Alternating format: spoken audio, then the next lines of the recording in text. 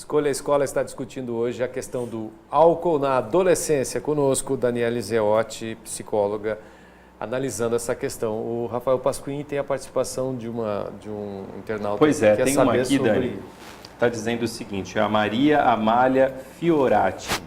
Ela está dizendo assim, será que existe algum fator hereditário quanto ao uso de álcool e drogas? Sim, existe. É importante a gente ter que a dependência do álcool, né, esse transtorno mental, que hoje chama transtorno comportamental secundário ao uso de substância. Olha que nome lindo, né? Então, repete, Dani, por favor. Transtorno de comportamento secundário ao uso de substância. Né? Agora pelo DSM-5, que saiu, que é o manual que a gente faz diagnóstico em saúde mental, manual americano. Tá. Então, ele é multifacetado. Então, ser dependente de álcool, o que determina são alguns fatores biológicos, psicológicos, sociais, tá? Quando a gente fala dos biológicos, então tem a questão dos neurotransmissores, de todo esse mecanismo que eu expliquei no primeiro bloco, no cérebro, de prazer e recompensa, planejamento e prevenção dos riscos. E aí entra a questão hereditária também. Estudos comprovam que filhos de pais dependentes de álcool têm 4 vezes mais chance de desenvolverem dependência ao álcool do que a população normal, ou seja, aqueles que não têm pais dependentes de álcool. Só que aí entra a questão. Os filhos de pais dependentes de álcool viveram um ambiente como? Né? Como foi o social? Era um ambiente agressivo? Era um ambiente onde a família o pai deixava de fazer coisas para poder ficar usando a substância, usando álcool. Como é que era isso, né? Como ele reagiu a tudo isso na infância? Então aí fica difícil de você dissociar dos fatores sociais e psicológicos. O Dani, então, o pessoal que está nos assistindo aqui, os pais que têm filhos nessa situação, você recomenda a terapia? Claro, sempre. Sempre. E como é que começa o tratamento disso aí? Primeiro o pai, vou levar meu filho. Isso, acho que é importante o pai identificar quando o filho está dependente ou quando existe o risco da dependência, porque por incrível que pareça, por mais que a gente fale hoje de dependência de álcool na adolescência, muitos pais não acreditam que seus filhos estão dependentes. Não é difícil da gente imaginar, né? No Brasil, a cada 100 habitantes, 20 são dependentes do álcool. Esse é um dado bastante recente. E a maioria não admite ser, de adultos, não admite ser dependente e a família também não, né? Eu paro quando eu quiser, eu domino, e a família também dá uma maquiada, né? Eu sempre falo assim, começou a perder dinheiro, aí virou doente. Né? Então começou a perder o emprego, contraiu dívida, bateu na família, aí passa a ser doença. Até chegar nesse ponto, não é, né? Então é excentricidade, é da cultura. Então a gente tem que estar atento, os pais têm que estar atentos quais os sinais da dependência. Acho mais importante a gente falar antes e falar depois do tratamento. Quando o adolescente começa a se isolar, ele passa a ter dificuldade de manter relacionamentos interpessoais. Tá? Ele começa a ter prejuízo escolar, então começa a tirar notas ruins, começa a se envolver repetidamente em situações estranhas, em situações de risco. Então, assim, ele é pego numa festa, a polícia baixou, o juizado baixou, levou todo mundo, o que acontece? Leva todo mundo para a delegacia, né? Ele se envolve em situações de estar com alguém que sofreu um acidente no carro, em situações assim, de risco, ele se coloca em situações de risco. Ele começa a deixar de fazer atividades que antes fazia. Então, praticava esporte, gostava de jogar bola, gostava de dançar, parou. Só pensa em algum lugar se for ter a bebida. Começa a ter uma autoestima bem rebaixada, o comportamento bastante instável e o humor bastante instável também. Aí o pai muitas vezes diz assim para mim no consultório, não, Dani, mas ele não bebe todo dia. Dependente de álcool é só aquele que bebe todo dia. Mentira, isso também é uma lenda. A gente há algum tempo não faz mais diagnóstico de dependência de álcool. A pessoa pode ficar uma semana sem beber e tomar final de semana. A gente ela não faz mais só pela frequência. Como um dependente. O diagnóstico hoje ele é bem mais amplo. Então, claro que a frequência do uso do álcool é importante e a quantidade, mas prejuízo que essa substância está causando na vida da pessoa é o marcador que a gente tem. Pontua mais do que a frequência. Pontua mais, isso. Então, assim, se ela perdeu o emprego, não consegue trabalhar, não consegue manter relacionamentos, ela deixa de fazer atividades para beber, ela começa a ter que beber cada vez mais para ter o mesmo efeito que ela tinha antes, né, da embriaguez, ou aquela dose que ela tomava antes não faz diferença nenhuma. Ela começa a ter algum comprometimento clínico, né, algum problema no fígado, enfim. Então, hoje o diagnóstico é muito mais amplo. Não é mais só aquela questão de você perguntar quantas latinhas por dia. Não, né?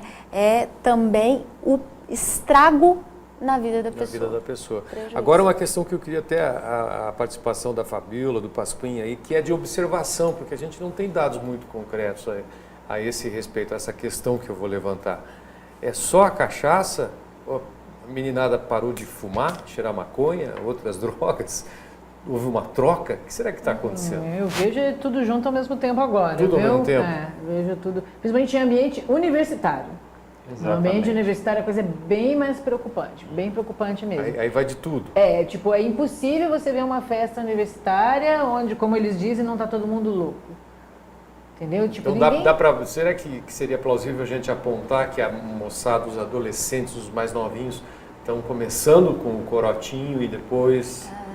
Que o álcool é a porta de entrada para outras... É um clássico isso clássico. aí, mas é uma verdade. Isso não é lenda urbana, isso é verdade, é o grande gatilho.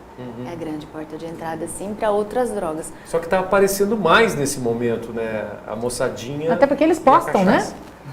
Eles postam, eles postam. Na verdade é um triunfo, eu bebo. Então, isso que eu queria saber, Fabíola, você que transita tanto nas redes sociais, eles estão postando isso? Postam, aliás, é motivo de críticas que eu faço, porque eu sempre falo, você que está aí querendo um emprego de menor aprendiz, por exemplo, o pessoal vai checar suas redes sociais antes de te dar essa chance.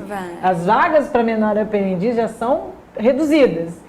E todo mundo vai dar uma geral nas suas redes sociais. Minha rede social é trancada. Até onde você sabe. Daqui a pouco você aceita a amizade da Mariazinha, que você achou que você conheceu numa balada.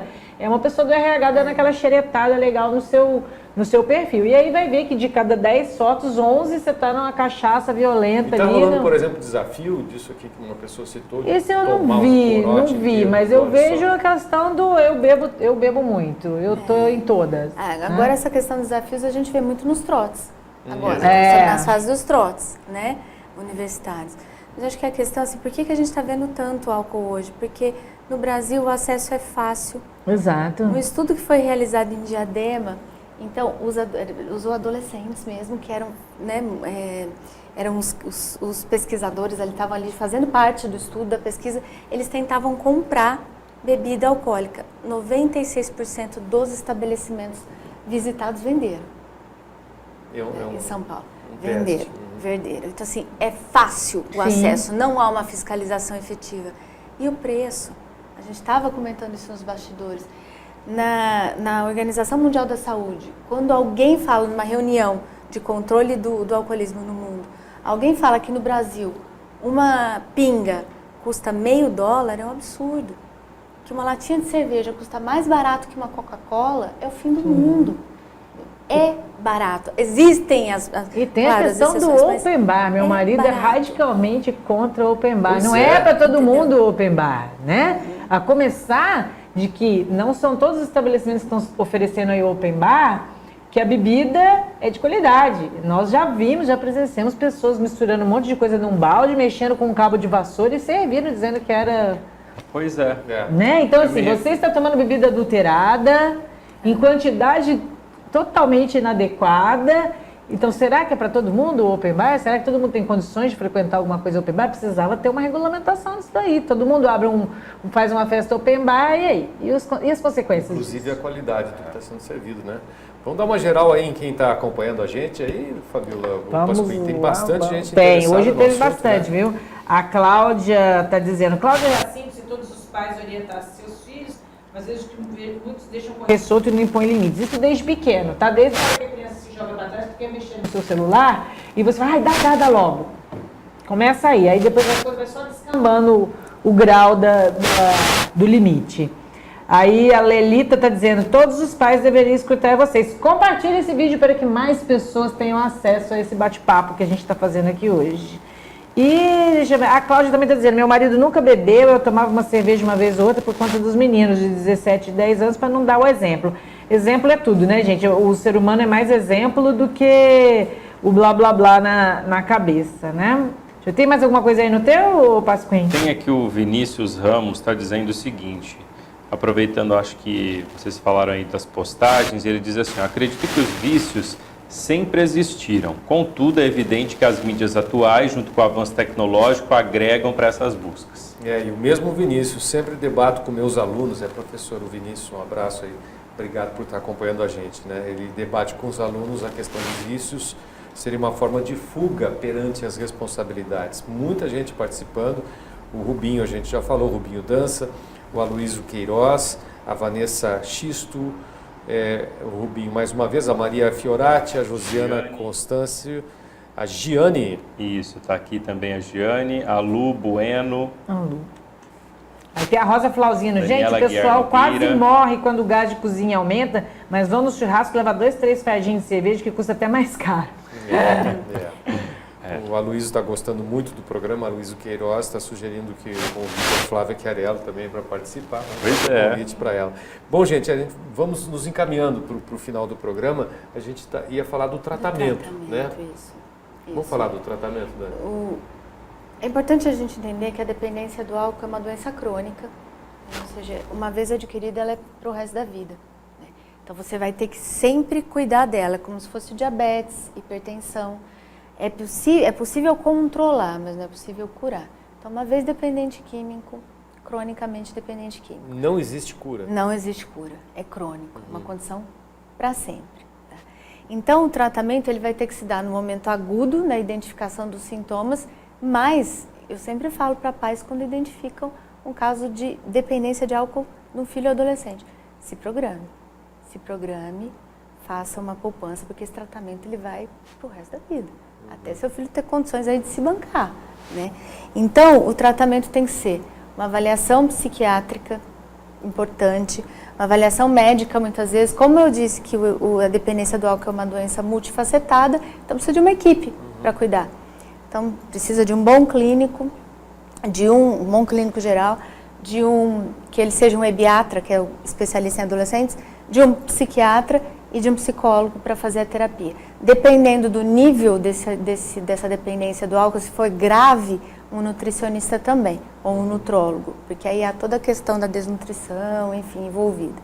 Então, esses profissionais têm que trabalhar juntos, a psicoterapia é fundamental, e por um longo período, e a farmacoterapia também. Existem medicações que conseguem inibir o impulso pela bebida, aquela fissura, né, vontade de beber, que aí a dificuldade de controlar esse impulso, né, que faz a pessoa parar de fazer suas coisas para ir atrás da bebida. Então, assim, existem medicações que conseguem frear, puxam aí o freio de mão, conseguem frear esse impulso. E aí a psicoterapia vai ajudar a pessoa a mudar alguns comportamentos, como ela reage a frustrações, a dificuldades, qual que é o papel que o álcool tem na vida dela, né? E orientação familiar também, é fundamental. Tá certo. Obrigado pelos seus esclarecimentos aqui de um assunto tão delicado, né? E tão presente, que eu acho que daria certamente vários outros programas, né? Porque as dúvidas são muitas e os pais certamente precisam de orientação para esse assunto. Precisa. Obrigado, Dani. Obrigado pela participação. Obrigado, Pasquim. Obrigado, Fabiola. Obrigada. Escolha Escola volta na semana que vem. Um abraço para todo mundo. Até lá.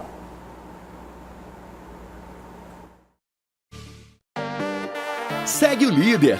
A Escola SEB está em festa. Foram 110 aprovações na primeira chamada da FUVEST, 14 na FEA, 9 em Direito, 9 em Odonto, 19 em Engenharia e 5 em Medicina. Parabéns a todos os alunos! Venha estudar na escola que é 8 vezes campeã no Enem e mande bem no vestibular. Inscreva-se no concurso de bolsas. Acesse escolaseb.com.br. Para não perder nosso conteúdo e lives com os entrevistados, siga nossa página no Facebook e também no nosso canal no YouTube.